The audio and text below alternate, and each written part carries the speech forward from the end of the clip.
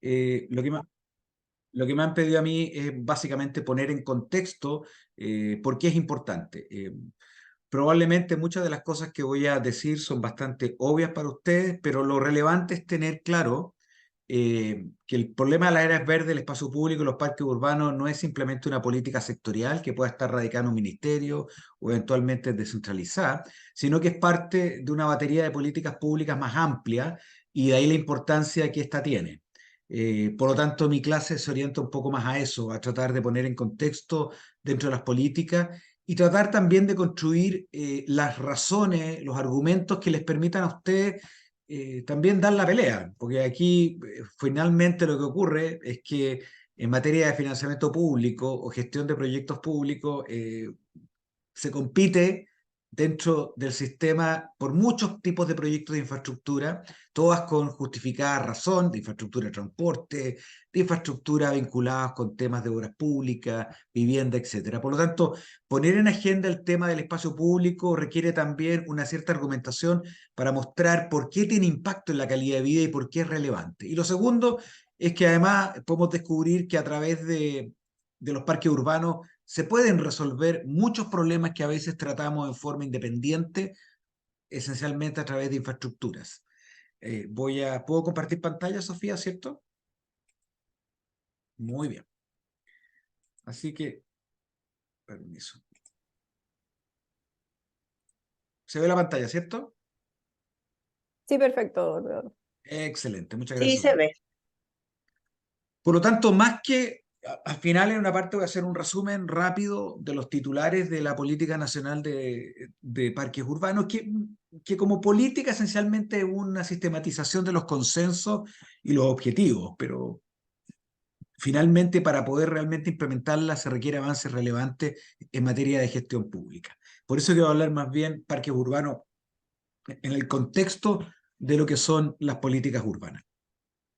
Eh, Quizá uno de los elementos relevantes, y por qué hablamos de parques urbanos y no de parques nacionales, ni de áreas verdes en general, ni de zonas rurales, cosa que para muchos municipios como los que están acá es un tema importante también, es porque a pesar de que las ciudades chilenas ocupan un porcentaje bastante menor del suelo nacional, de ahí la importancia también del ordenamiento territorial, y son hoy día responsables, a pesar de ocupar poco espacio, son responsables primero de gran parte del desarrollo económico, productivo del país, concentran a 9 de cada 10 chilenos, es decir, la calidad de vida en ciudades depende fundamentalmente y afecta fundamentalmente la calidad de vida de las personas, por lo menos en Chile. De hecho, más aún en las grandes ciudades esto es más crítico aún, pero además son responsables las ciudades de un fuertes niveles de consumo de energía y de recursos, particularmente recursos hídricos, por ejemplo, y energía, digamos, eléctrica y consumo de combustible, pero también son las responsables de la generación del 70% de los gases de efecto invernadero, sumando a la industria, el transporte, el desarrollo inmobiliario, etcétera. Y en ese sentido, lo que podamos hacer con las ciudades, desde el punto de vista de hacerlas más sustentables y equitativas, no solamente tiene un efecto en la calidad de vida de un porcentaje importante de la población nacional, sino que tiene un efecto importante también sobre temas tan globales como el cambio climático, entre medio de factores que tienen que ver incluso como el desarrollo productivo. Eh, durante, ¿por qué, por qué es importante formular una política en la materia y no simplemente tener un programa de financiamiento de parques, que es la manera en que el Estado tradicionalmente lo ha hecho en los últimos años? Porque a pesar de que en los últimos años las ciudades chilenas han tenido un avance sustancial en materia de calidad urbana, eh, particularmente en el mejoramiento de la infraestructura. El Estado chileno, a través de sus instrumentos, ha sido capaz, particularmente los ministerios, de invertir fuertes cantidades en infraestructura de transporte, en infraestructura vinculada con sectores productivos, etcétera, lo cual ha hecho que muchos territorios, digamos, avancen en cuanto a sus posibilidades. También ha sido capaz de resolver en gran parte los temas de servicios urbanos, Hoy día Chile goza con un porcentaje altísimo de cobertura de servicios sanitarios y de tratamiento, lo cual es algo bastante poco común en el resto de Latinoamérica, y eso claramente también tiene un efecto medioambiental, porque las aguas que vertemos a los ríos y que utilizamos claramente, históricamente, tenían un impacto mucho más alto que el que tienen hoy, pero además permite a la ciudadanía pasar de las demandas por servicios básicos a demandas más importantes. ¿Para qué hablar el impacto que el tema sanitario tiene claramente en ciertos ecosistemas, especialmente en los sectores de la Araucanía, donde se ha convertido en una demanda relevante? Yo me inscribí.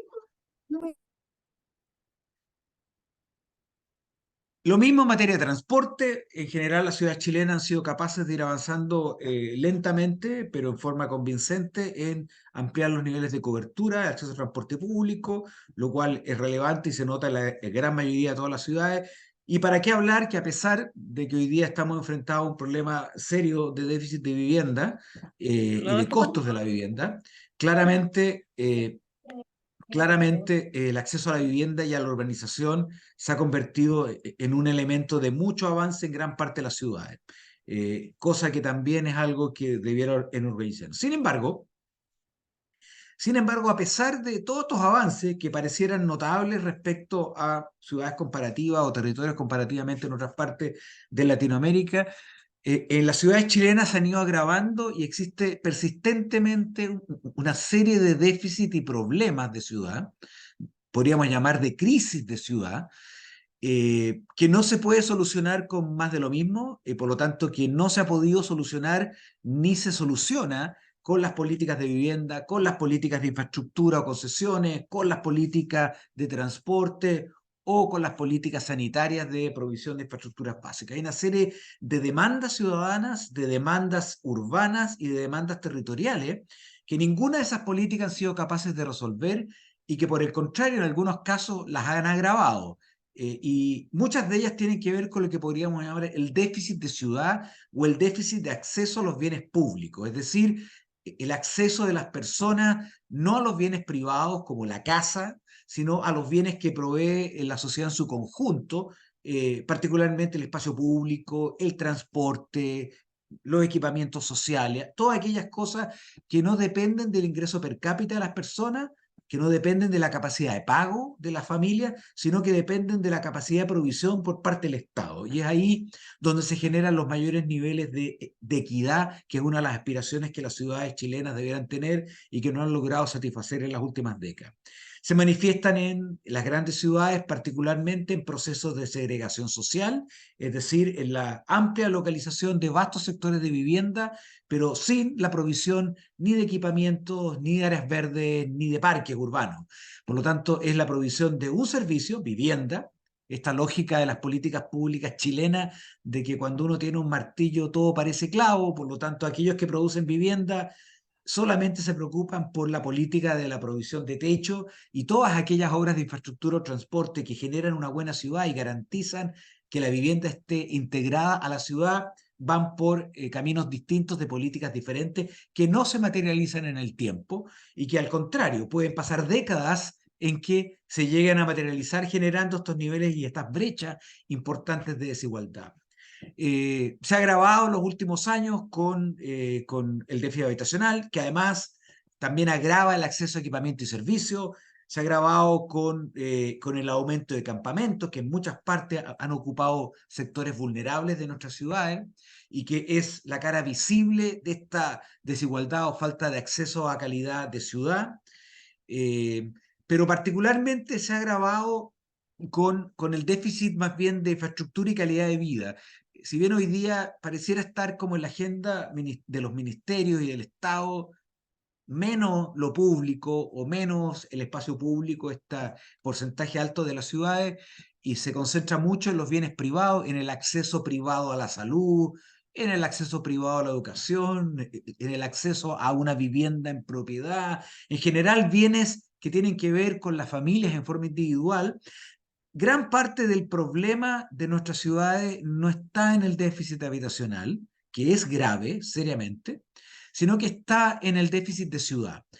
Solamente los datos, los números de las últimas encuestas CACEN dicen que cerca de 1.300.000 a 1.500.000 de familias, es decir, más del doble del déficit habitacional, habita en barrios o en viviendas de bajo estándar, es decir, en territorios de las ciudades que no solamente las viviendas, el bien privado se ha deteriorado fuertemente, sino que el espacio público, el acceso a áreas verdes, a equipamientos, a transporte. Por lo tanto, estamos hablando no de un déficit de vivienda, sino de un déficit de ciudad. De ahí la importancia del tema que estamos discutiendo en el curso vinculado con bienes públicos y particularmente con parques urbanos.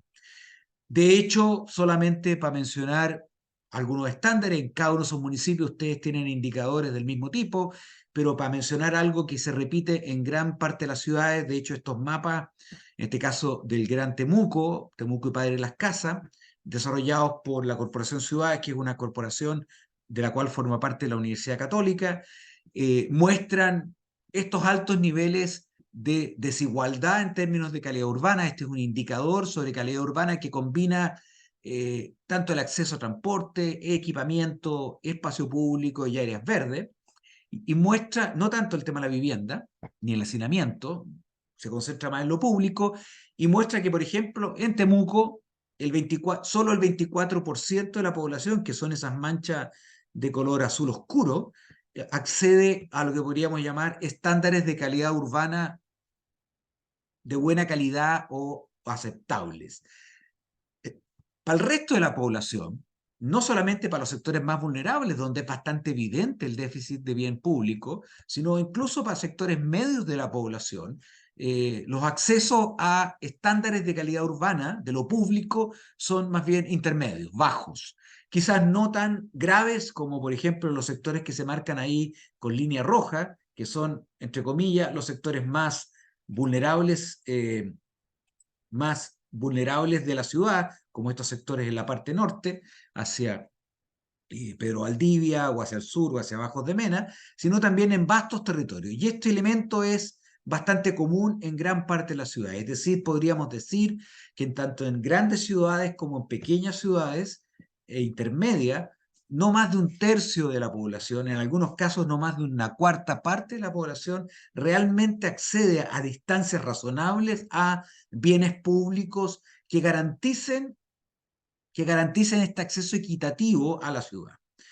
Esto también se ve reflejado no solamente en territorios urbanos, sino, por ejemplo, en esta tendencia que a muchos de ustedes afecta, particularmente en la expansión suburbana, fuera de los límites urbanos de las ciudades, fuera de la regulación pública, que es esta tendencia de algunos sectores sociales de poder acceder de alguna manera a calidad, entre comillas, de espacio público o de áreas verdes o de naturaleza, pero a través de un mecanismo bastante pernicioso, que es la subdivisión rural, a través del 3516, que ha permitido en muchas de las comunas que están aquí presentes prácticamente ocupar territorios naturales frágiles, terminar de urbanizar en términos informales, obviamente sin alcantarillado ni agua potable, con pozos negros que contaminan napas subterráneas y que por lo tanto hay un efecto. Y esto no solamente destruye naturaleza, que es lo que ha ocurrido particularmente en las ciudades con mayor potencial turístico,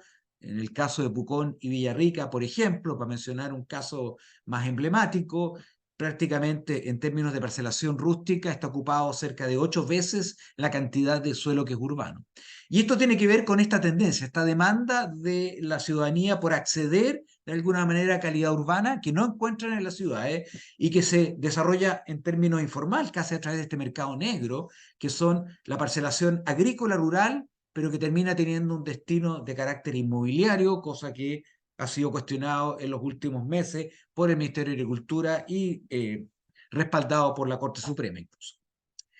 También desde el punto más global, la captura de CO2, la posibilidad de reducir nuestras emisiones, particularmente en el caso chileno, en que a partir del año 1988 la curva de emisiones anuales de CO2 se comenzó a disparar, lo cual es un indicador grave. Es cierto que Chile no es uno de los principales aportantes en gases de efecto invernadero a nivel global, Pero sí es preocupante la tendencia, porque habla de una falta de sustentabilidad y que tiene que ver no solamente con la emisión, es decir, transporte, calefacción, que en la zona sur es un tema relevante, claramente los temas de aire acondicionado en la zona norte, y para qué hablar de la industria, sino que tiene también que ver con el tipo de ciudad que hemos ido diseñando, una ciudad donde la distancia al espacio público, al equipamiento o al trabajo no se puede hacer caminando o a través de otros medios no motorizados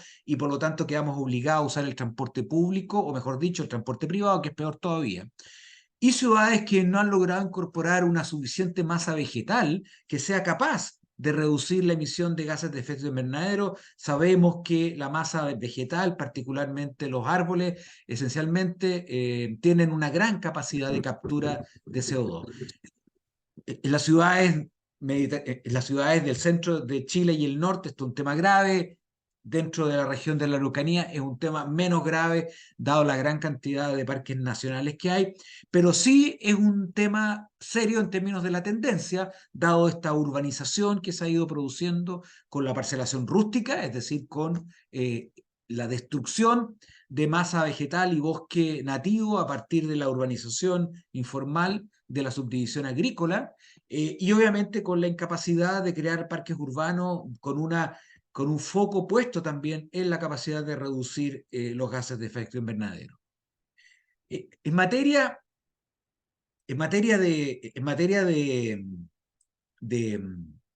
de cantidad de áreas verdes, que suele ser el indicador típico con el cual medimos en Chile si tenemos o no tenemos suficientes parques urbanos o plazas, que es un indicador intermedio, porque en realidad lo que nos debiera preocupar no es la cantidad de áreas verdes nomás, sino que es además el acceso, es decir, que estén a una distancia en que las familias y las personas puedan acceder a ello, por lo menos sin utilizar modos de transporte motorizados. Claramente las diferencias son importantes en la zona centro y en la zona norte, que están bajo el promedio nacional de 6 metros cuadrados, y todas, de hecho la Araucanía está en el límite ahí, y todas están en gran parte bajo el estándar mínimo, que son los 10 metros cuadrados por habitante, que es el estándar mínimo establecido desde el año 2018 por el Consejo Nacional de Desarrollo Urbano, que nos tocó implementar en ese momento también a través de unos estudios que desarrolló la Universidad Católica, y en ese caso me tocó implementar a mí como presidente de ese consejo. Las regiones del sur claramente han tenido la capacidad de producir no solamente áreas verdes por la condición natural que tienen, sino también de mantenerlas y hacerlas accesibles al público. La Araucanía estaría ahí, estaría en el borde. Pero sabemos también que los promedios son mentirosos, porque podemos decir que a lo mejor hay una gran cantidad de áreas verdes en Temuco, pero claramente a lo mejor no hay la misma cantidad de áreas verdes por habitante en Coyipulli, en Lautaro, en Freire, etc.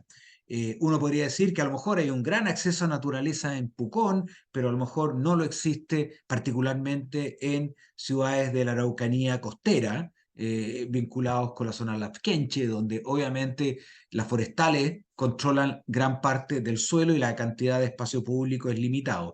Por lo tanto, claramente este es un tema. Hay desigualdades entre regiones, pero también hay desigualdades dentro de las regiones entre distintas comunas. ¿Qué han tratado de hacer las políticas urbanas frente a este tema? Frente a que creemos que la desigualdad en el acceso a bienes públicos es la principal herida o principal problema que afrontan nuestras ciudades, desde las pequeñas localidades hasta las grandes áreas metropolitanas, y no tanto el acceso a bienes privados, que es un tema que se ha ido resolviendo durante los últimos 30 o 40 años. Eh, para eso el Estado más bien ha ido avanzando en ciertos consensos.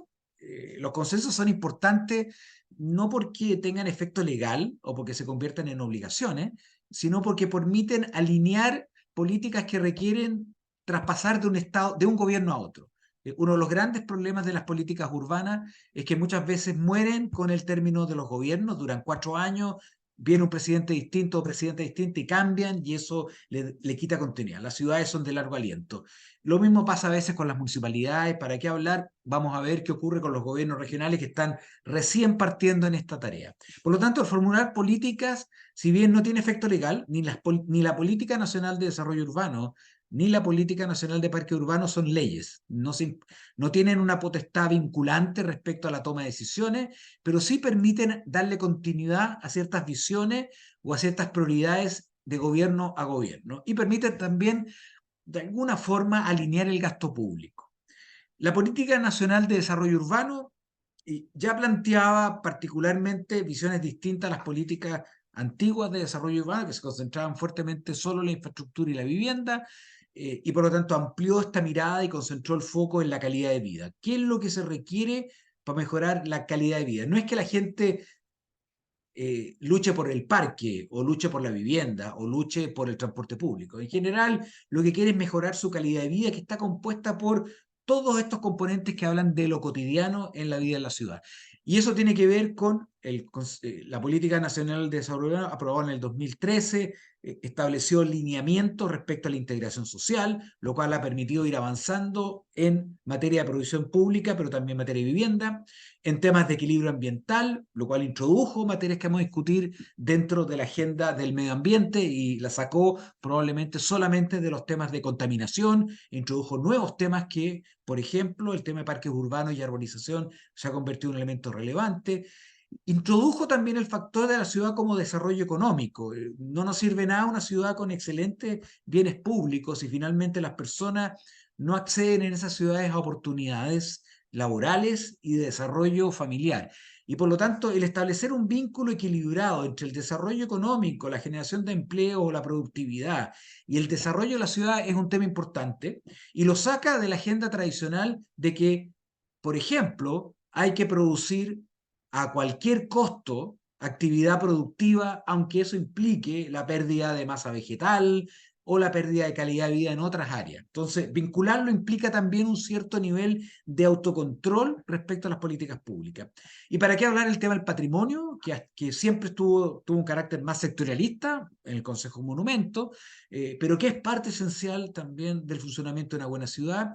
Y en este caso, no es solamente el patrimonio de los monumentos o el patrimonio de la historia construida, sino también el patrimonio de los lugares, el patrimonio del paisaje. Los paisajes son esencialmente un patrimonio cultural fundamental. En el caso de la Araucanía, el paisaje probablemente es el patrimonio más importante que tiene esta región. Pero también está el patrimonio cultural y de las comunidades, particularmente las comunidades, por ejemplo, pueblos originarios, que establecen un vínculo muy fuerte con los territorios y con los lugares.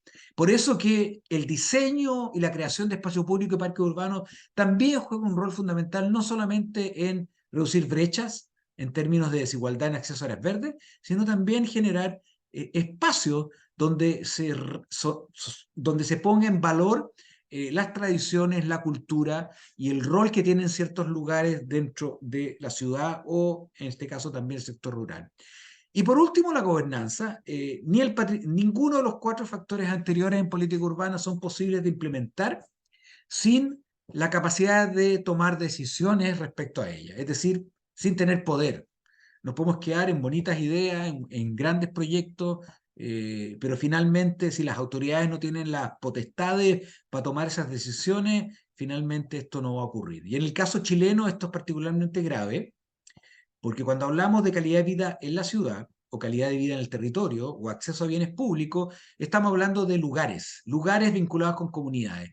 Y gran parte de las políticas nacionales chilenas esencialmente están lideradas por ministerios.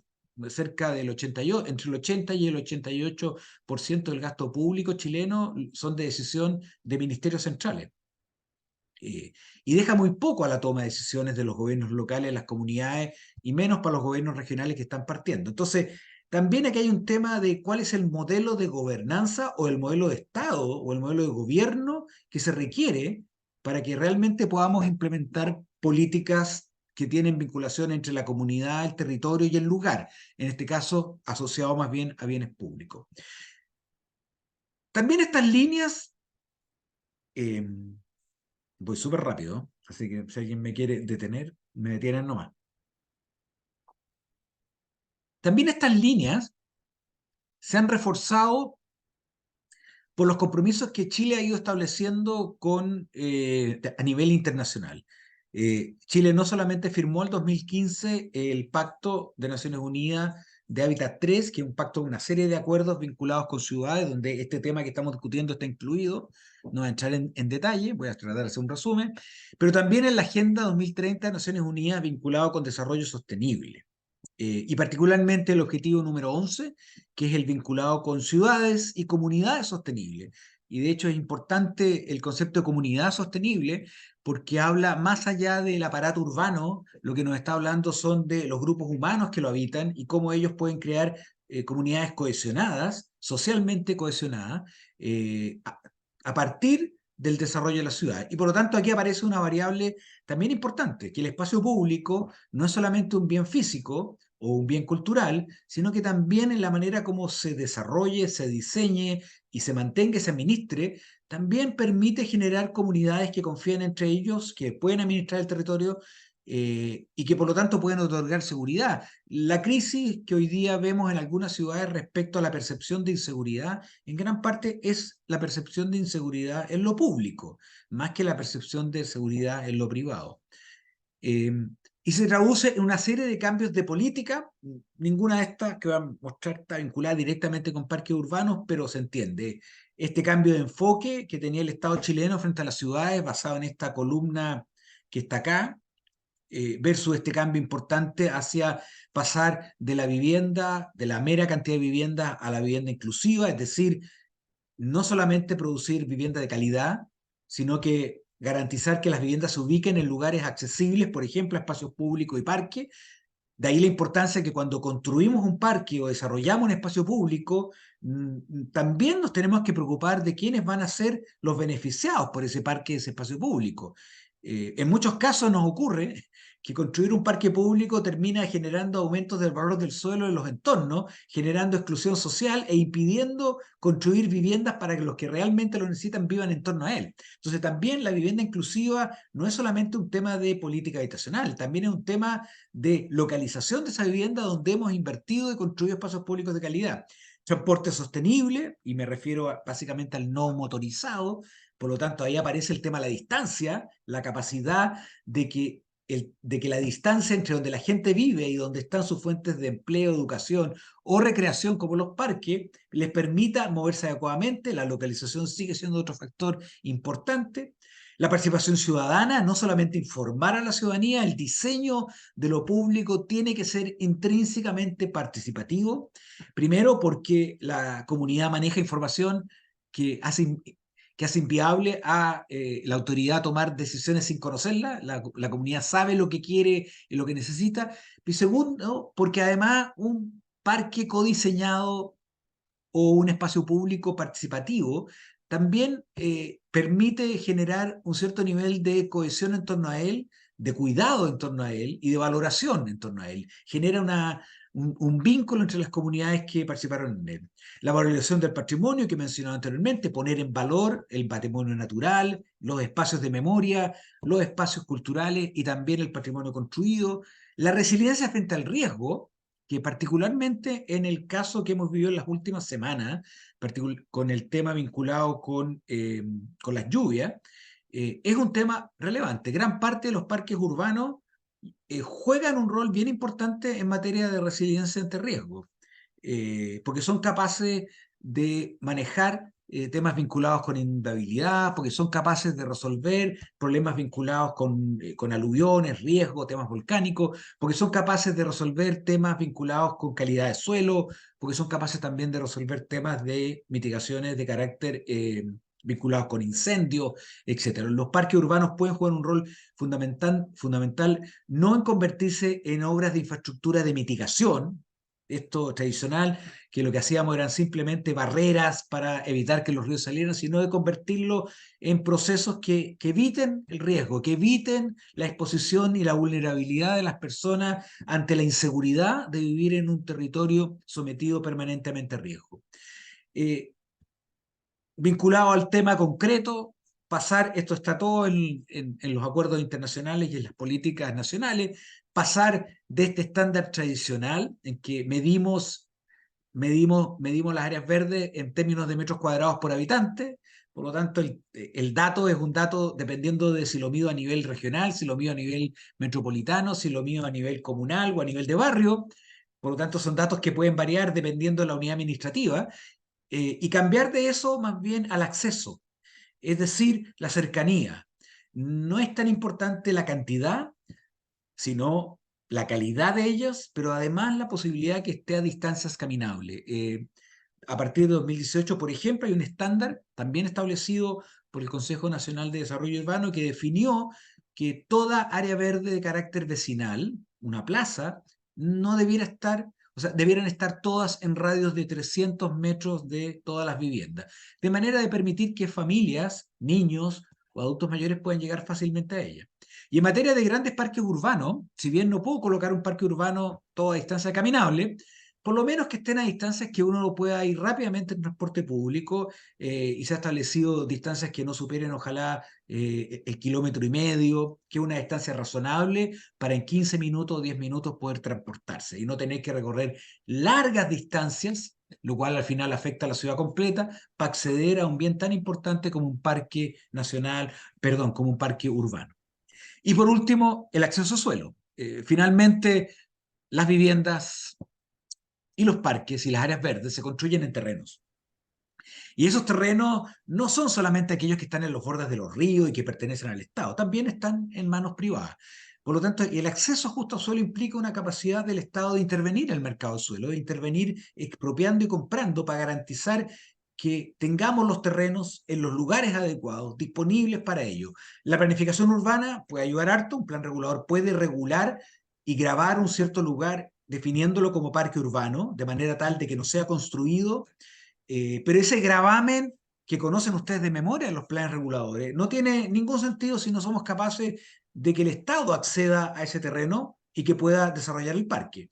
De hecho, uno de los grandes problemas de los planes reguladores, históricamente, es que están llenos de parques urbanos que no se han materializado y que están en terrenos privados, terrenos abandonados, se convierten en sitios de riazo. De hecho, muchas veces se convierten en un problema y no en un atributo positivo para la ciudad. A veces hay alcaldes que dicen, mira, prefiero que esto pase a vivienda a que siga siendo un sitio de riazo. Por lo tanto, el acceso a suelo es un tema fundamental también para garantizar, eh, que terrenos que hoy día son privados pasen a ser bienes públicos y a otro tipo de necesidades que las ciudades van teniendo. Chuta, aquí está mal una letra. ¿De qué se trata la Política Nacional de Desarrollo Urbano? No voy a entrar en gran detalle en esto, pero sí, voy a mostrar todos los puntos que están planteados en esta política y luego al final voy a contarles, de reformas legales que hoy día están en discusión y que podrían ir avanzando en entregar más capacidades para cumplir con estas metas. La Política Nacional de Desarrollo Urbano se basa justamente en esta idea, en que a pesar que los promedios por área verde pueden ser importantes, no siempre están distribuidos. Este es un mapa también de la Corporación Ciudades del caso de Temuco, en que muestra los territorios en rojo, son los territorios que, eh, donde están algunas de estas áreas verdes, pero también muestra por manzana, la cantidad de metros cuadrados realmente que existen en esos lugares por habitante, y puntitos rojos son las plazas. Por lo tanto, nos encontramos con vastos territorios, todos estos territorios que están en gris o en ocre, donde el acceso a áreas verdes es prácticamente nulo. Entonces, tener una ciudad con magníficos parques accesibles a sectores medios o a sectores que ya tienen una buena dotación puede ser muy bueno para el promedio de la ciudad, pero no garantiza que sectores vulnerables, por ejemplo, en torno a Pedro Valdivia, la parte norte, norponiente de, perdón, de Temuco, o que Padre Las Casas, o que la salida hacia Lautaro, puedan acceder a esos mismos beneficios. Entonces, la localización es importante. Es cierto que la construcción del parque Isla Cautín es un tremendo aporte a la ciudad, y dado el tamaño de Temuco para las casas y la construcción del nuevo puente permite acceder a una gran cantidad de población, pero obviamente tenemos que pensar en políticas futuras respecto al acceso a ello.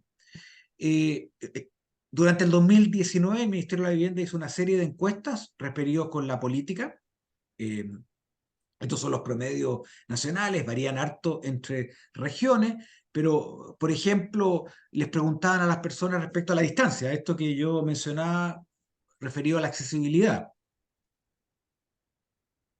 Eh, Está bien distribuido en todo caso, pero una cuarta parte de los encuestados en las ciudades dicen que un parque está a más de 5 kilómetros, solamente un tercio de los encuestados, 29%, dice que tiene un parque a una distancia que este kilómetro que planteamos como una distancia razonable para que existan parques.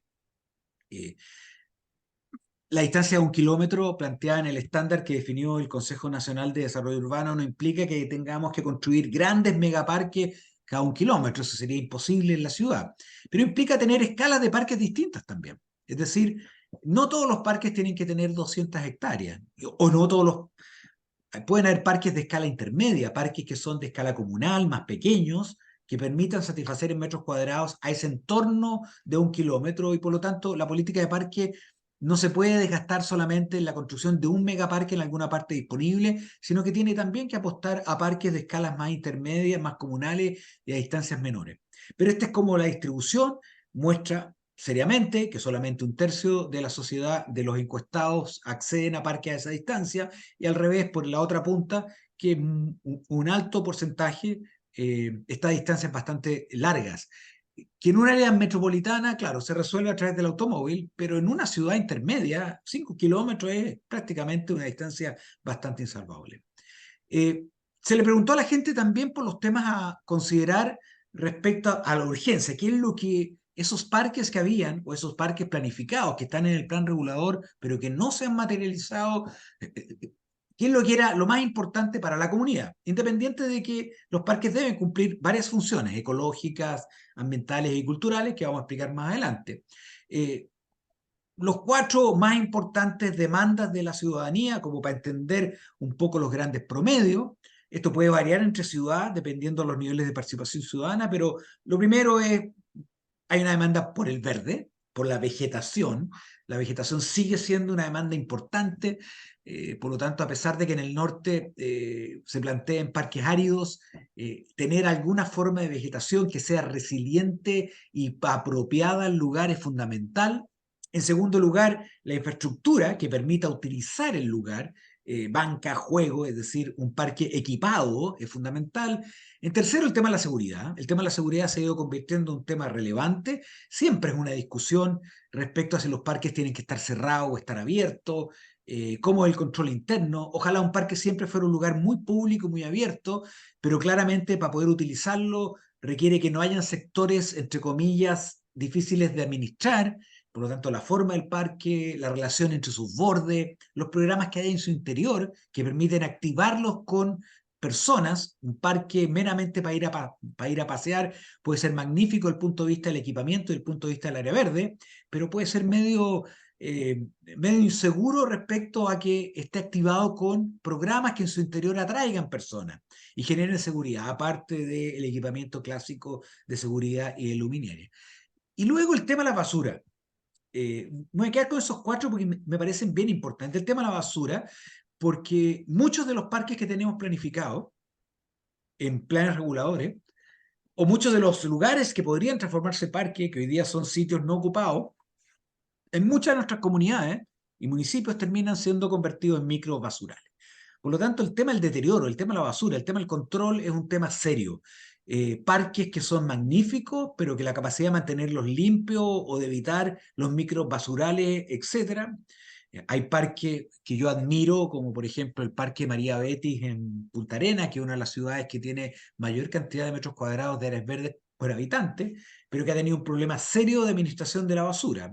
Tiene un problema ahí, eh, mucha de la basura de la comunidad termina en el sector, los vientos lo arrastran, entonces es un parque complejo. Por lo tanto, la limpieza no solamente garantiza la belleza de un parque, sino también garantiza la sustentabilidad. Esos 4 temas son... Después vienen que hayan actividades, es decir, que esté programado, la inclusividad de las personas con discapacidad es un tema fundamental, pero casi normativo, etcétera, etcétera. Algunos piden cafeterías, mascotas, acceso a transporte público. Pero yo me quedo con estos 4 porque son los temas que son más gravitantes al momento del diseño, por lo menos desde la perspectiva de las personas. Luego vendrán las perspectivas en general de la comunidad y la sociedad. Eh, Luego se le preguntó qué cosas ellos hacían, ¿no? Qué cosas les gusta. La mayoría más bien va a pasear y apreciar la naturaleza. Hay un asunto de, más bien de contemplación, de vínculo, de salir del hacinamiento, particularmente en sectores más densos de las ciudades o en sectores vulnerables, donde el hacinamiento es un problema serio. Los parques juegan un rol fundamental respecto a la calidad de vida de esas familias y de esos sectores. Juegos para niños, o sea, llevan a los niños, picnic, andar en bicicleta, ahí está un poquito más distribuido, espectáculo, pasear a los perros y las mascotas, correr, etcétera.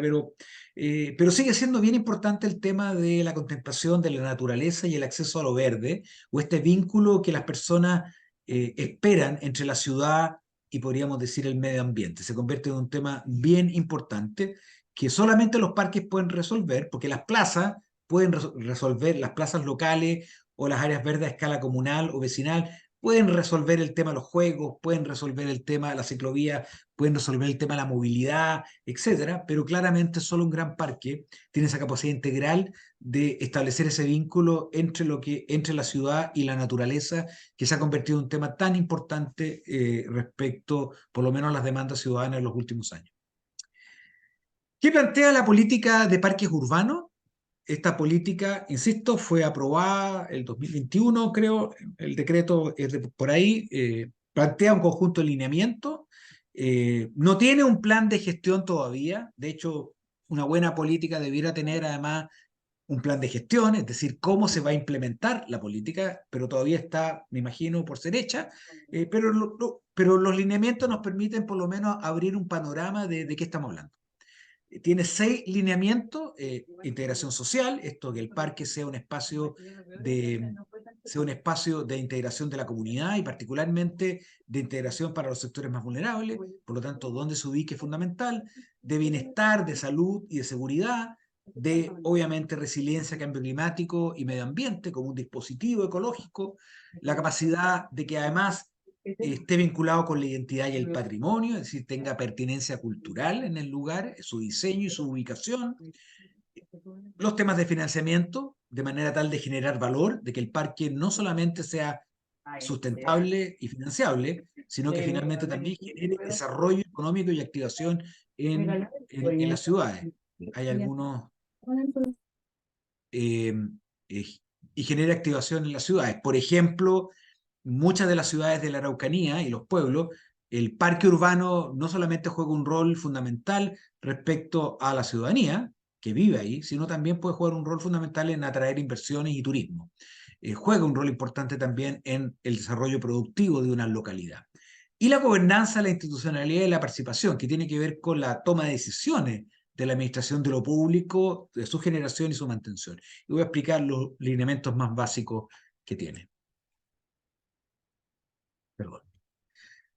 Por ejemplo, en materia de integración social, este rol que los parques deben jugar en integrar el parque a la ciudad, es decir, dónde se ubica es fundamental para integrarlo a las actividades, los usos, el comercio, los servicios y la vivienda, es decir, su integración con la trama urbana y que no se convierta al final en un espacio cerrado que al final delimita la ciudad y genera un espacio muerto. La distribución equitativa, esa es la más importante probablemente, es decir, dónde colocamos un parque urbano es fundamental de manera de reducir estas brechas de desigualdad que yo mencionaba. Y finalmente la capacidad de convertir el parque urbano en un espacio de inclusión, es decir, un espacio que permita que distintas clases sociales y grupos puedan convivir ocupando el espacio público. No solamente reducir brechas de desigualdad donde la hay, no solamente integrarse bien a la ciudad, sino fundamentalmente convertirse en ese espacio donde donde los que no son sobre los distintos, etariamente, socialmente, se puedan realmente encontrar.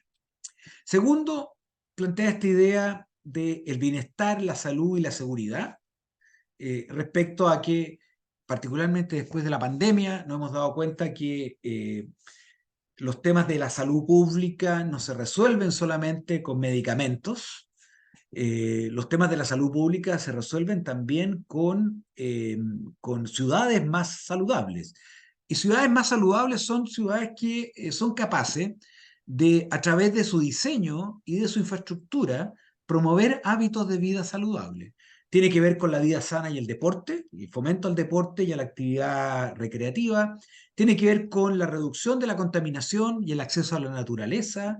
tiene que ver con generar espacios de confort y de seguridad en esos mismos lugares. Por lo tanto, los parques urbanos pueden jugar un rol no solamente desde el punto de vista de generar calidad de vida, sino también de generar mejoramiento de las condiciones sanitarias de una ciudad.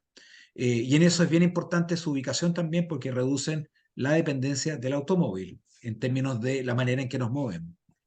Tres, la relación que el parque urbano juega con la política medioambiental. La capacidad de aportar a la reducción del cambio climático y de adaptación al cambio climático, es decir, resiliencia. Establecer que el parque puede ser una infraestructura, no solamente un espacio público, infraestructura ecológica en el sentido que su diseño puede resolver muchos problemas hoy día de carácter ambiental o de riesgo. Un parque urbano puede resolver, por ejemplo, los problemas de inundabilidad, puede acoger de mejor manera un sector de humedal, permitiendo que las aguas se acumulen o que las aguas infiltren a las napas, reduciendo los problemas, por ejemplo, de escorrentía que generan aluviones o que generan eventualmente o que generan inundaciones y permiten mantener en forma sana las napas subterráneas. Un parque también puede ser una infraestructura ecológica en términos de las especies que ahí tiene, es decir, de garantizar, por ejemplo, un cierto nivel de equilibrio ambiental respecto a aves, insectos y migraciones, generando ecosistemas que funcionan mejor y que finalmente garantizan el funcionamiento de todo el territorio. Y me refiero particularmente a las conexiones que existen entre las especies y entre el tipo de naturaleza que hay ahí y el funcionamiento de todos los sistemas ambientales, me refiero a los corredores ecológicos, a los corredores hídricos, etc. El parque puede ser un punto acotado, delimitado, pero puede ser parte de una red mucho más amplia de carácter ambiental que permite que animales, especies nativas migren y por lo tanto mantenga un cierto nivel de equilibrio que además va a asegurar sustentabilidad a la agricultura, sustentabilidad al sector productivo y claramente en términos ambientales a toda la región.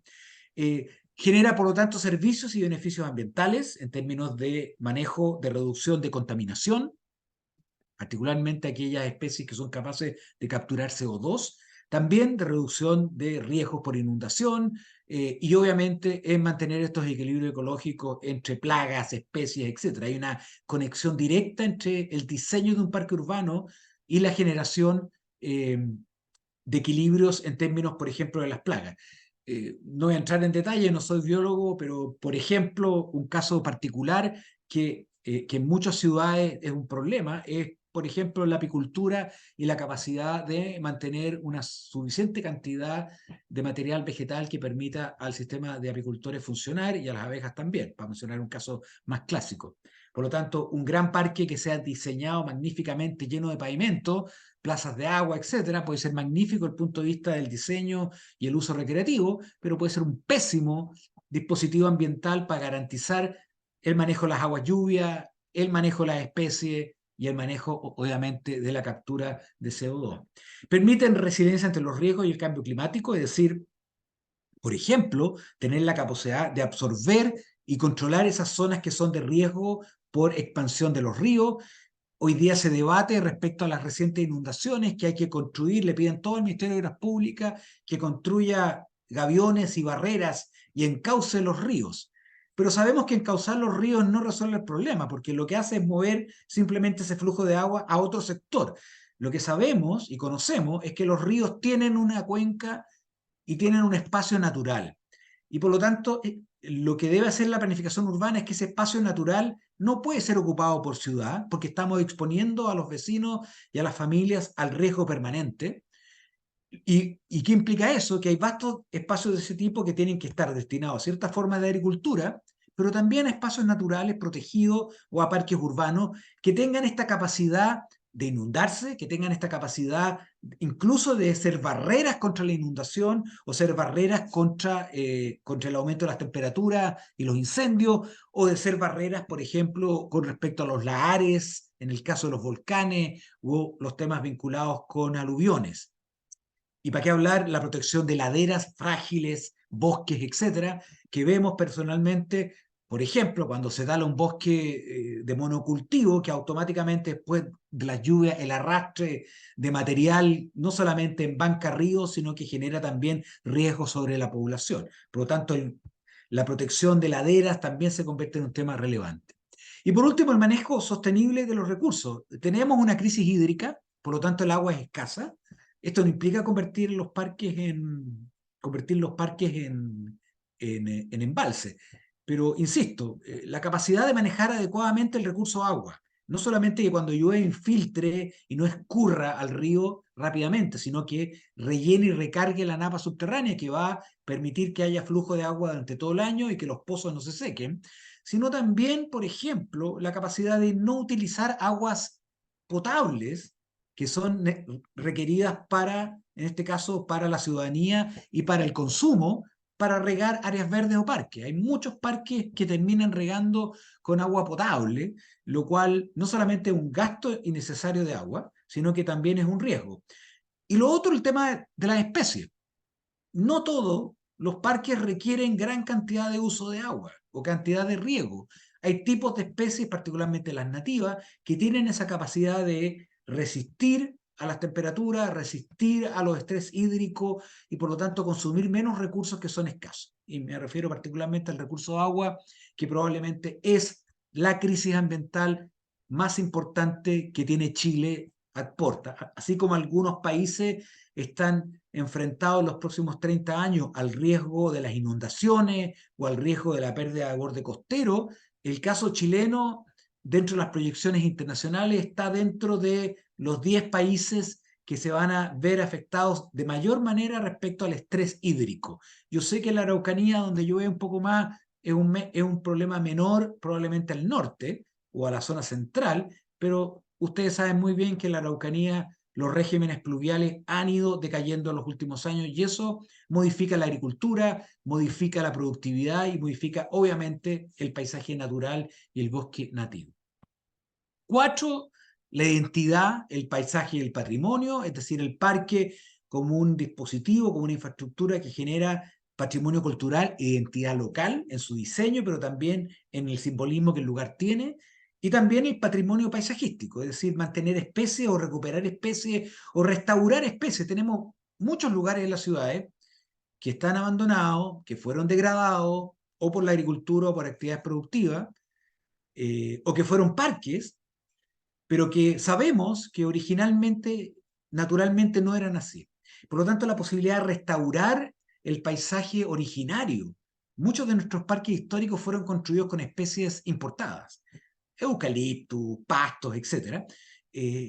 La posibilidad de restaurar el paisaje histórico, el paisaje que había antes, la pradera, las especies nativas, también es una posibilidad de restaurar patrimonio, de volver a restaurar la memoria vinculada con ese paisaje donde ese lugar estaba, que muchas veces con los años hemos rellenado, tapado, quebradas, etcétera. Por lo tanto, hemos modificado su perfil histórico y también su condición natural. 5, aquí entramos como no en el qué, sino en el cómo.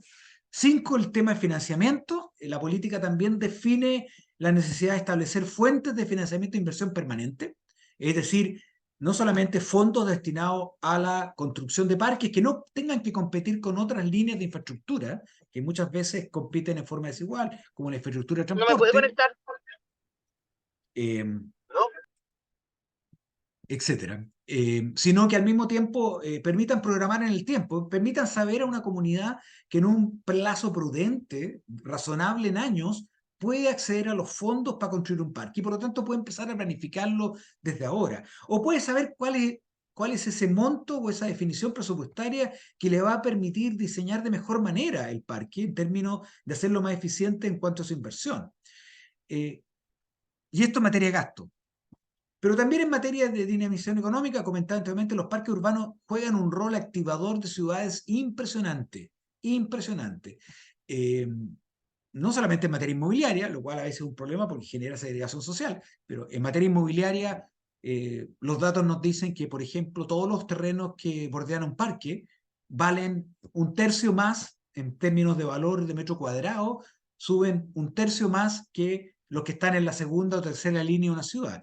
Por lo tanto, sabemos que la generación de un parque automáticamente genera un impacto positivo en el borde, lo valoriza, lo hace atractivo para comercio, para servicios, pero también lo hace atractivo para otros tipos de vivienda. Entonces ahí adecuar el plan regulador para poder realmente garantizar que ese proceso de desarrollo que detona, que gatilla el parque, sea algo que beneficie a todos y que beneficie a la ciudad finalmente y no solamente le suba el valor de los terrenos a los propietarios.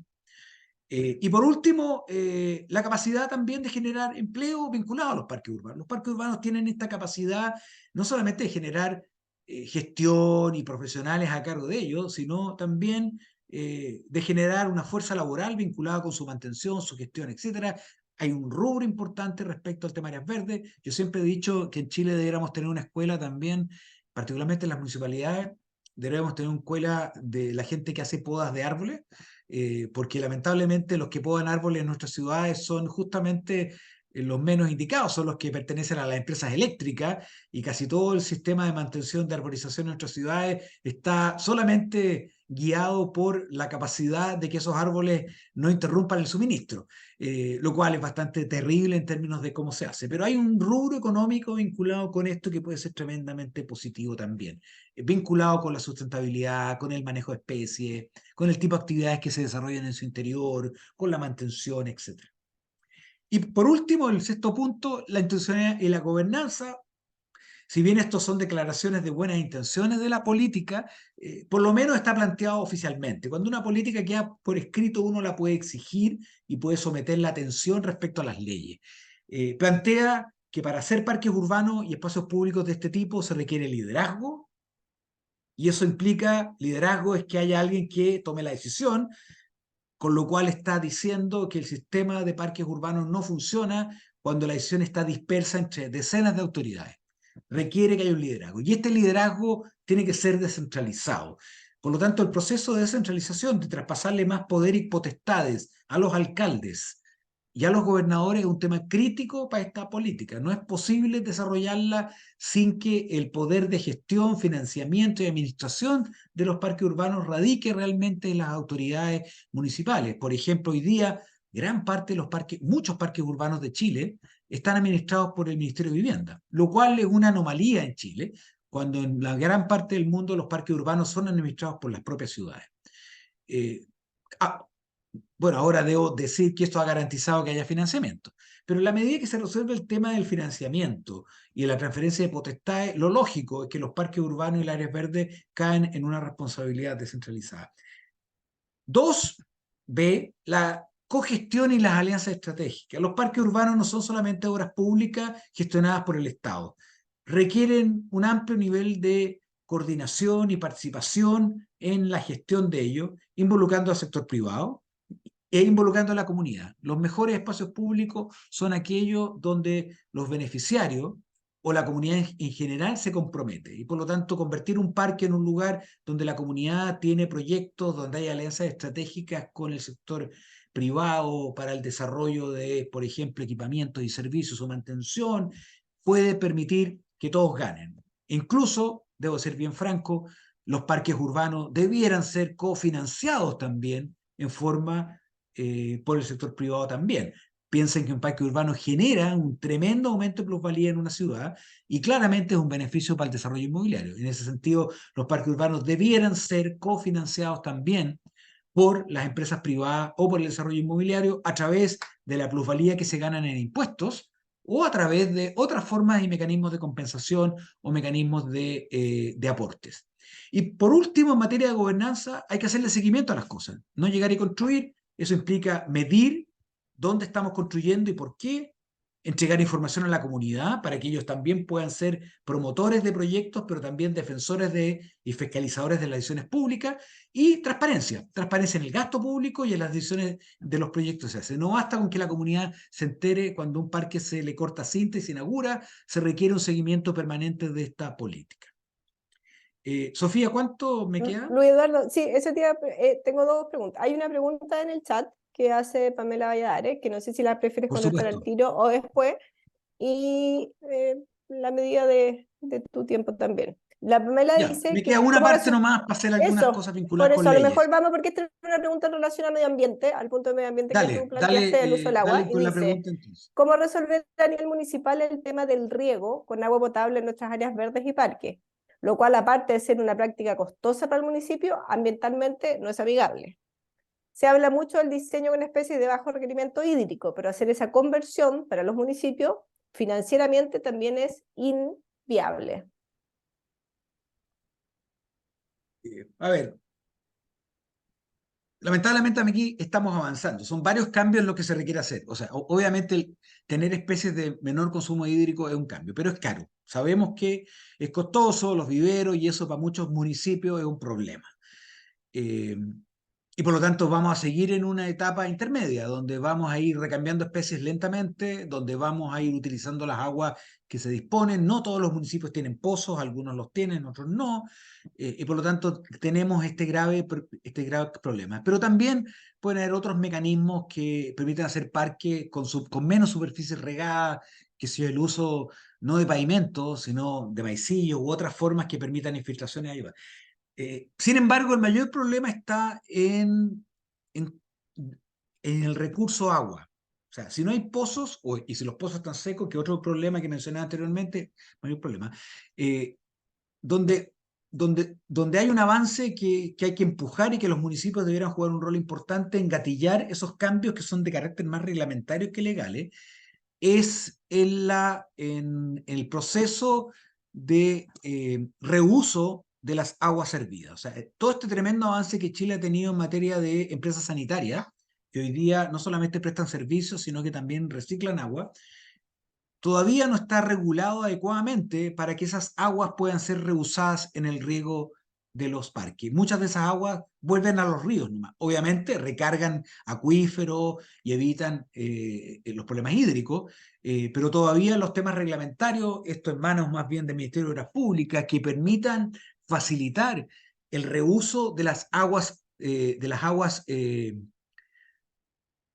recicladas, producto al consumo más bien humano, es un tema fundamental porque generaría una fuente bastante amplia y extensa para riego de áreas verdes. Pero eso requiere algunos cambios, algunos cambios normativos respecto a la forma de medición y otros cambios de carácter reglamentario, pero no cambios legales. Yo sé que las empresas sanitarias en general han estado dispuestas.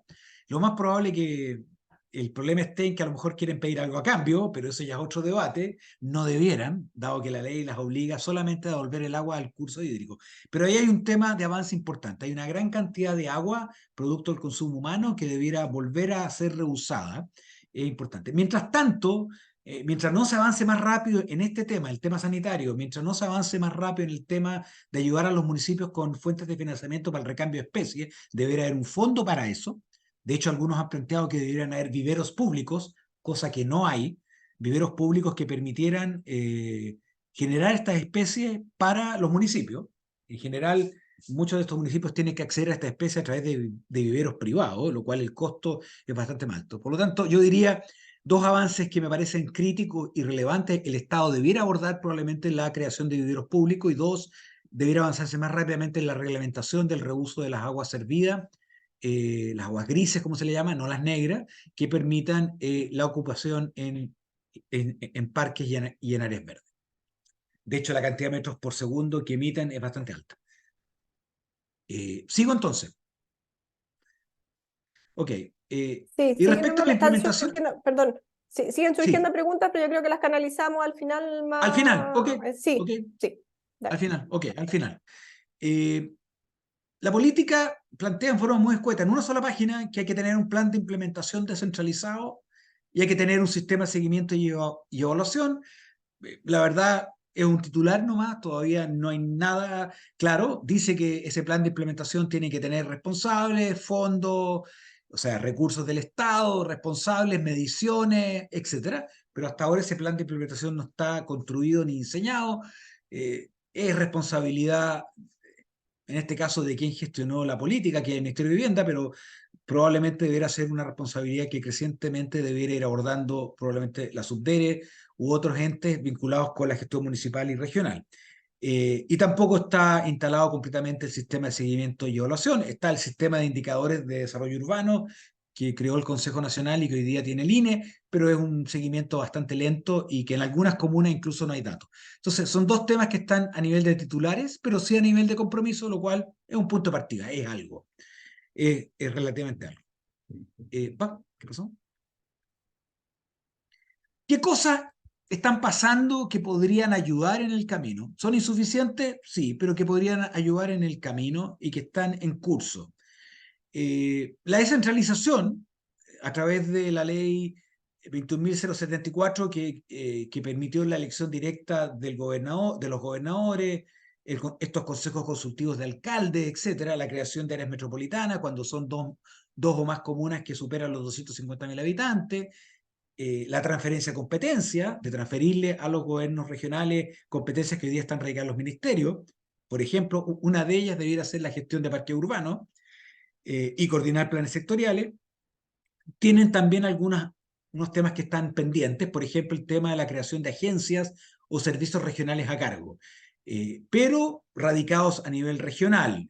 Por ejemplo, claro, los servicios de vivienda y urbanización son uno de ellos, los servicios de transporte, que hoy día son todos centralizados, pero uno de los servicios que hay que crear, porque Chile no lo tiene, de hecho, esto es una recomendación de un panel de expertos de hace como 10 años atrás, ratificado por la OCDE, es que Chile además debiera tener servicios regionales de parques urbanos.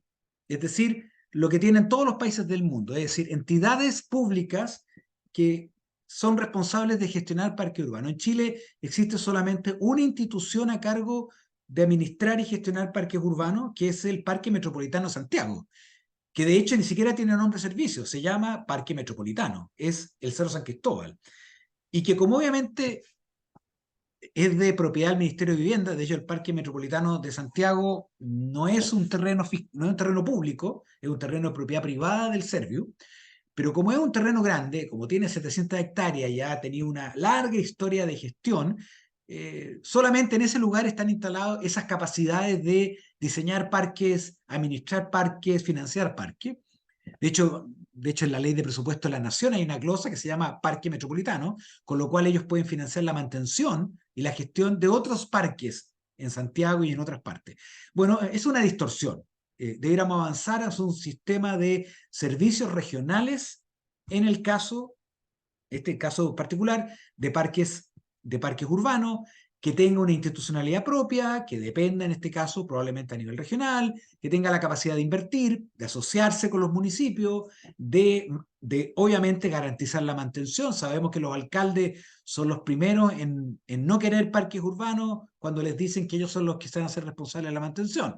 El problema de los parques urbanos no es que no haya fondos para construir, hay mucha plata disponible siempre para construir parques urbanos.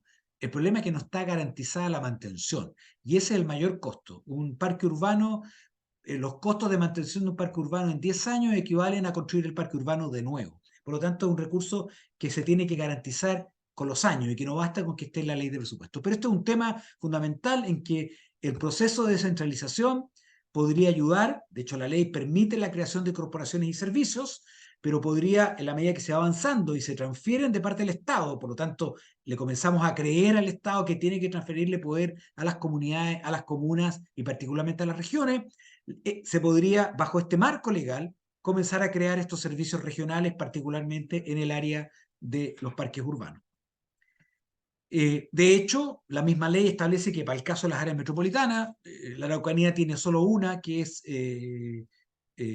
Temuco Padre Las Casas, que supera por lejos los 250.000 habitantes, permite crear también estas agencias particularmente para grandes ciudades, obviamente no es para las ciudades más pequeñas, pero que también permite crear planes de inversión de movilidad y espacio público, planes de inversión de infraestructura en parques urbanos, que se aprueban a través del Consejo Regional y que permiten canalizar fondos públicos y privados para la construcción de ellos.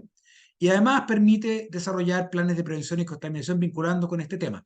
De hecho, quiero hacer una mención particular con los planes de inversión de movilidad, pero viene después, porque es un instrumento nuevo que creó la Ley General de Urbanismo y Construcciones recién en el año 2018, que le permite a las comunas y a los gobiernos regionales diseñar planes, ya no solamente planes reguladores, que regulan lo que se puede hacer de la reja para adentro, sino planes de infraestructura y de inversión, con financiamiento del sector privado y público, obligatorio por parte del sector privado y vinculante respecto al gasto público, con lo cual permite, en la medida que se diseñan estos planes, de poder proyectar a 10 años por lo menos la posibilidad de que una municipalidad o una región puedan hacer un plan de infraestructuras vinculados con parques urbanos, con áreas verdes y también con movilidad, y que eso se vaya financiando con un presupuesto garantizado en un periodo de 10 años.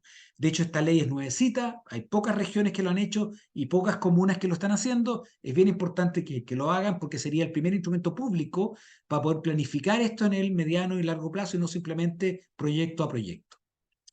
Y de hecho acá están algunas de las reformas de planificación urbana que podrían ayudar en esto, particularmente la que estaba mencionando antes, la creación de estos planes de infraestructura en espacio público, creada por una ley del 2016, la verdad, que le permita a las municipalidades diseñar un plan en que coloca los parques que están asociados con el plan regulador o las áreas verdes que están asociadas con la planificación con el plan regulador y las vías, etcétera, que se requieren y establecer su costo y hacer un programa de inversión a 10 años, pero garantizando que los aportes del desarrollo inmobiliario o privado vayan a ese plan en forma vinculante y que los fondos públicos que se destinan a las ciudades se canalicen a ese plan que la propia comunidad definió y que no terminen gastándose en proyectos que deciden en forma unilateral los ministerios. Por lo tanto, el plan quizás no genera más fondos, salvo estos aportes privados, pero sí genera la posibilidad de entregarle la potestad a la comuna y la potestad a la región de definir en el largo plazo sus proyectos y no quedar sujetos a la buena voluntad o a las prioridades que tengan otros actores, en este caso de carácter central. Tiene otra serie de instrumentos, por ejemplo, como los procesos de participación temprana, como los temas de desarrollo condicionado, que podrían establecer que en un plan regulador los proyectos inmobiliarios financien y construyan parte del parque, etc. Y varios de estos van en esa línea que vinculan a la planificación urbana, que históricamente era el otorgamiento de derechos de construcción, a obligaciones. Y estas obligaciones están vinculadas esencialmente con la provisión de bienes públicos a través de obligaciones al desarrollo privado, pero también obligaciones al Estado respecto a la planificación de su infraestructura en forma vinculante. Es decir, plan aprobado genera una obligación respecto al Estado para que esas sean las obras que se materialicen y no otras.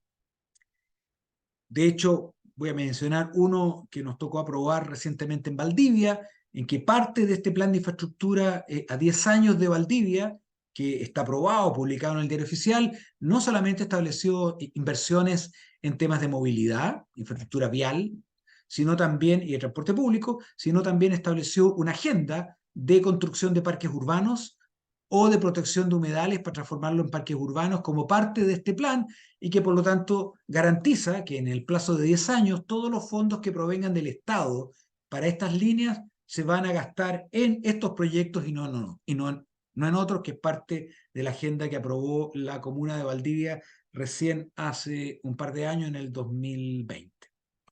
Muchas gracias. Ahí llegué. Muchas gracias, Dejo abiertas las Eduardo. preguntas o a los comentarios. Eso. Hay una pregunta que me parece súper importante, una aclaración muy importante hacer, que preguntan desde Renaico. Rodrigo Guzmán dice que dentro de la ¿Ya? definición de parque y las distintas escalas que esto pueden abarcar, ¿hay un tamaño mínimo en hectáreas o área de influencia que este debe poseer para ser definido parque como tal y no como una plaza o un área verde? Mira, no está reglamentado en Chile. Yo creo que sí debería ser reglamentado,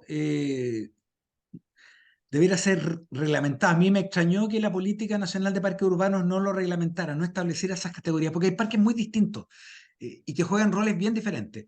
Eh, Hasta ahora, lo único establecido es este tema de la diferenciación entre la plaza y el parque. La plaza es de acceso comunitario, 300 metros de distancia. Estamos hablando de una plaza, algo que tiene menos de media hectárea, 5.000 metros para abajo, básicamente, y que está a una distancia caminable, incluso una plaza puede ser mucho menos. Y estamos hablando de un parque de ahí para arriba, pero claro, entre un parque de 1 hectárea, de hecho una plaza de armas, le llamamos plaza, pero una plaza de armas de 1 hectárea es un verdadero pequeño parque. De ahí para arriba hay grandes escalas. Están desde los parques que tienen 1 o 2 hectáreas, que están a esta distancia mínima que decíamos de 10 cuadras o 1 kilómetro. Pero también están los grandes parques. En Santiago hay parques que tienen 700 hectáreas, como el Parque Metropolitano de Santiago, que es una escala radicalmente distinta. Eh, por lo tanto, las escalas son diferentes y probablemente uno de los avances que debiéramos tener en regulación, incluso en financiamiento, es establecer que hay tipos de parques diferentes. Y están los parques de comunidad, que son parques accesibles en distancias cortas y que deberán localizarse en radios más o menos accesibles, de 1 kilómetro, 800 metros, caminables, y que son parques que normalmente en el mundo, según los estándares, en varias partes del mundo están categorizados. Están los parques comunidad, están los parques comunales, están los parques metropolitanos y están los parques regionales, y son todos de tamaños distintos y distancias. Un parque regional, nadie aspira a que esté a 1 kilómetro. Un parque regional es algo que protege un sector natural que no está en la ciudad, que puede tener 1.000 hectáreas, 2.000 hectáreas, y que no necesariamente está a 1 kilómetro.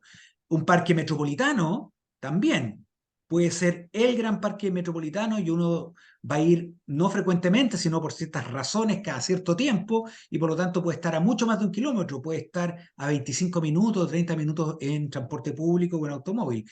Pero un parque comunal, de comuna, eh, que no un parque de comunidad. Un parque de comunidad tiene que estar no, tiene que ser caminable. Yo tengo que llegar en 15 minutos caminando.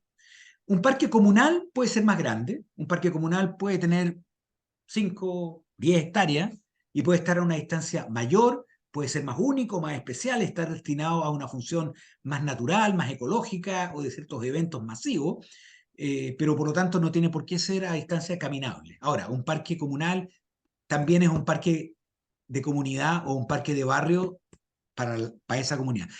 Por lo tanto, no está categorizado, pero los estándares internacionales nos hablan de que están esas 4 categorías de parques. El parque de barrio, que es un parque caminable a 801 kilómetros, pequeño. El parque comunal, que es un parque también dentro de la comuna de un tamaño mayor, que tiene más complejidad, más equipamiento, más servicio. El parque metropolitano, que es un parque de escala mayor, por ejemplo, que cumple servicios para toda la metrópolis, no solamente para los que viven cerca.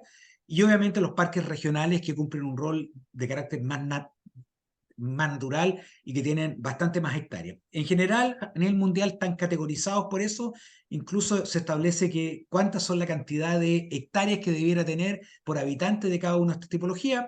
Pero para Naico me quedaría con que un parque de comunidad que esté caminable a una distancia de 15 minutos me parece un parque razonable, y sobre la hectárea, entre las 2 hectáreas y las 5 hectáreas, es un magnífico parque de carácter comunal o de escala más local.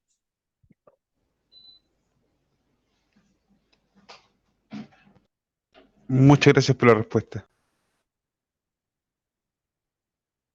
¿Alguien más se quedó con alguna inquietud o duda que le quisiera hacer a Eduardo?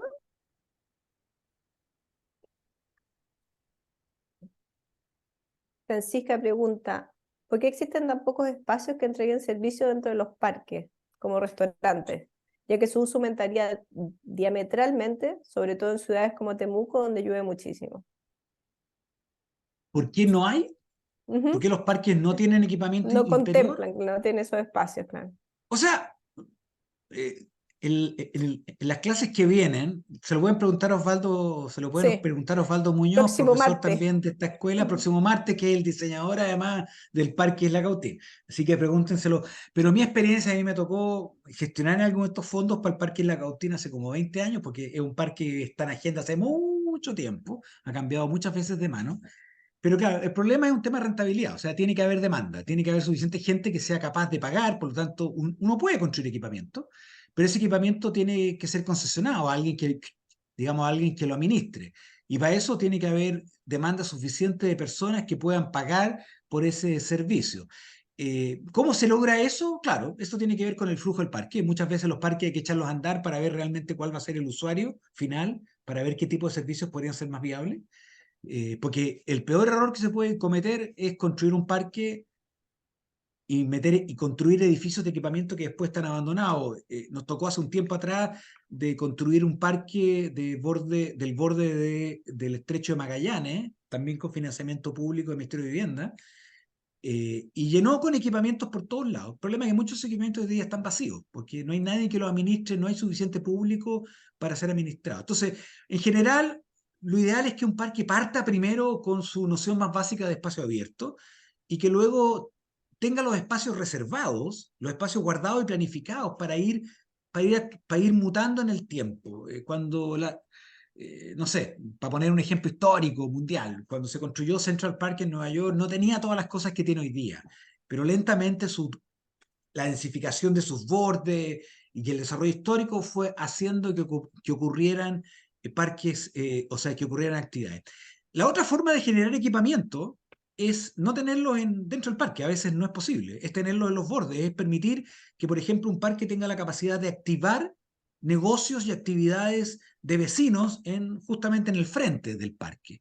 Y eso también es tremendamente atractivo. Por ejemplo, un parque que tiene una costanera o que tiene una avenida o que tiene un borde de propietarios que lo pueden convertir en restaurantes o en actividades, es bien importante. Entonces también ahí la planificación urbana y la gestión municipal puede ayudar a que esos predios privados que enfrentan al parque puedan tener ese proceso de conversión que los beneficia a ellos, obviamente, pero que también beneficia al parque en términos del equipamiento.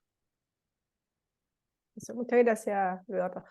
Rodrigo Gutiérrez del Parque Lo Isla que Cautín. sí, Sí, espérate, dale. lo que sí, sí comentario respecto al equipamiento dado, me quedé con los cafecitos nomás, pero sí un equipamiento que es bien importante, el equipamiento social, y ese sí es de gasto público, o sea, que un parque tenga lugares, por ejemplo, para el encuentro social, o que un parque tenga una piscina, o que un parque eh, tenga lugares destinados, por ejemplo, a la música u otras actividades que obviamente no son negocio y no se miran por la rentabilidad, sino se miran por el aporte que hacen a la ciudad, sí es un tema de equipamiento que es importante considerar dentro de un parque. Eso. Fantástico, gracias. Rodrigo del Parque Isla Cautín de Temuco nos pregunta, ¿cómo se mide el éxito de un parque? ¿Por la cantidad de visitantes? ¿Por la entrega de servicio de comida? ¿Por la conservación del áreas verdes y Uf, biodiversidad? ¿Por el número de eventos? Por todo. puta, yo iría por todos los anteriores. Porque cumple varias funciones. Antiguamente un parque era un área, un espacio público y se medía por cantidad de visitantes. Ok, si está lleno el parque, es un buen parque. Pero cuando el parque cumple funciones de encuentro social, cumple funciones de reactivación económica de sus bordes, cumple funciones ecológicas, reducción de gases de efecto invernadero, control de crecidas de ríos, manejo de agua, etc. Eh, la verdad es que hay que tener varios indicadores para medirlo, varios indicadores de éxito. Probablemente Osvaldo va a avanzar un poco más, pero yo diría que es una mezcla. Es que tenga la capacidad para generar mejoramiento urbano en su entorno, que tenga la capacidad, por lo tanto, si el borde del parque se mantiene degradado, deteriorado y no pasa nada, es que el parque no fue exitoso, no logró transformar a la ciudad en su contexto, en su borde. Si el parque obviamente no atrae gente, o está vacío la mitad del año y solo se llena cuando hay, no sé, un Lollapalooza o un evento cultural, tampoco es un buen parque. Es un parque que presta servicio ante cierta actividad y que el resto del año está abandonado. Y si un parque no es capaz de resolver o se convierte en infraestructura dura, no es capaz de resolver también esas funciones ecosistémicas que se le pide a la infraestructura pública o al sistema hídrico, tampoco es un buen parque. Entonces hay que medirlo desde todos los puntos de vista. Bueno, y está el cuarto y más importante, y ese se mide a largo plazo, es que la comunidad lo haga suyo. Cuando la comunidad se siente orgullosa de su parque, y siente que es mi parque y no el parque de no sé quién que lo vino a inaugurar, también se convierte en algo fundamental, se convierte en un patrimonio de las personas, cuando es algo más bien distante. Por eso que el diseño es bien importante. Un diseño participativo garantiza que la gente se adueñe del parque, se empodere y no sienta que fue un regalo o algo hecho por terceros. Pero eso ocurre más lento, hay fases que ocurren más lento. Pero además, mi respuesta más básica, los parques no se miden en el corto plazo, se miden en plazos más largos. Hay que monitorearlo, hacerle seguimiento y además hay que gestionarlo. A veces hay que ir haciendo cambios en el momento, metiendo actividad, hay que programarlos con actividades. Muchas veces un parque hay que llenarlo con gente y eso implica que hay que diseñar las actividades para que la gente vaya al parque, se acostumbre a ir al parque. Y eso es pura gestión. Y luego el parque agarra vuelo solito. Perfecto. Animar el parque, como lo que se está programando ahí en Isla Cautín. Eso, hay que animar el Eh, parque. Muy bien. Exactamente. Bueno, Cecilia había levantado la mano, no sé si se arrepintió, era la última pregunta que teníamos. No, básicamente lo que pasa es que igual en la experiencia que uno tiene en el territorio, igual uno puede opinar en relación a lo mismo, que muchas Sí, veces la parte fundamental está en el trabajo participativo para definir la vocación que va a tener ese parque. así También es. comprendiendo los distintos elementos ecológico, patrimonial, etcétera, que muchas veces de eso no todos nosotros, aunque queramos o creemos que lo visualizamos, no está visible. Pasa mucho, por ejemplo, en la experiencia que uno tiene ya con el tema de espacios públicos, que parte del programa arquitectónico final es lo que finalmente desea la gente y una porción es lo que uno pensó en su inicio. Entonces, yo lo que visualizo al menos en el Parque Cautín, que recogió varios elementos, entre eso lo que es la situación de justamente reconocer que está en una situación de lecho de río, corresponde a una llanura, que está expuesta probablemente a inundaciones en su momento. También es ahí interesante conocer, por ejemplo, información que tienen organismos como la DGA en relación al periodo de retorno de las inundaciones. Entonces, la verdad es que mientras mayor información, mayor acabado sea el diagnóstico, muchas veces permite tener un programa mucho más exitoso y que parte de el final del equipamiento y todo eso sea lo más armónico posible, porque a veces uno solamente piensa también que estos espacios puedan ser destinados al hombre y en realidad muchas veces cumplen un rol principal que es armonizar el entorno en relación a la naturaleza y como el hombre parte de él. Eso.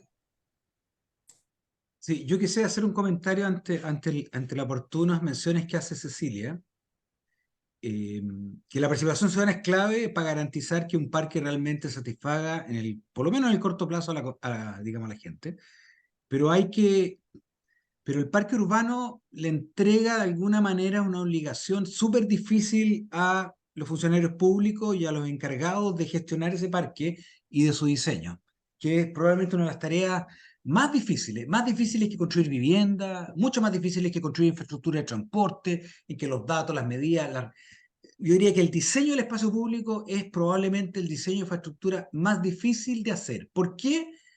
Por una razón bien simple, porque el parque es uno, no lo puedo dividir ni zonificar como un plan regulador que pueda hacer cosas distintas. El parque es un solo parque. Porque el parque va a ir cambiando en el tiempo y la gente también va a ir cambiando necesidades, entonces tiene que poder satisfacer necesidades cambiantes. Y porque la tendencia, lamentablemente, yo he visto la experiencia por lo menos en los programas de espacio público, es que eh, cuando uno no lleva bien un proceso participativo, lo más probable es pasen dos cosas, o que la autoridad tome una decisión de lo que quiere la autoridad, y eso genera una ruptura con la comunidad, o que el parque termine siendo una especie como de collage de la lista de compras de la comunidad. Entonces, hemos tenido casos de parques urbanos, más bien de espacios públicos, que es un listado de todas las cosas que la gente pide. Entonces, le lleva todo, le lleva ciclovía, le lleva cancha de fútbol, le lleva cancha de skateboard, le lleva el lugar de la música. Entonces, finalmente, una especie de engendro que es una fotografía de demandas parciales y de demandas de grupos de interés diferentes que fueron más bien localizadas y zonificadas dentro de un espacio que primero podrían cambiar en el tiempo, pero que además no generan un parque para todos. Entonces, es bien importante lo que dice Cecilia, que la capacidad pedagógica de poder comunicar a la comunidad el rol que el parque juega como una infraestructura de todos y no simplemente como algo que puede ser repartido o concesionado. Históricamente los municipios y algunos gobiernos regionales tenían la costumbre de agarrar el parque y concesionarlo por pedacitos, lo cual es bien terrible también. O sea, dime el parque y lo parto en esto, se lo concesiono a esto por una piscina, que también es un error. Entonces ahí, insisto, el rol de los funcionarios es un rol muy importante para generar ese proceso pedagógico de comprensión de cómo el parque satisface las necesidades de la gente y por lo tanto acoge esas necesidades, pero al mismo tiempo es mucho más que la suma de todas esas demandas.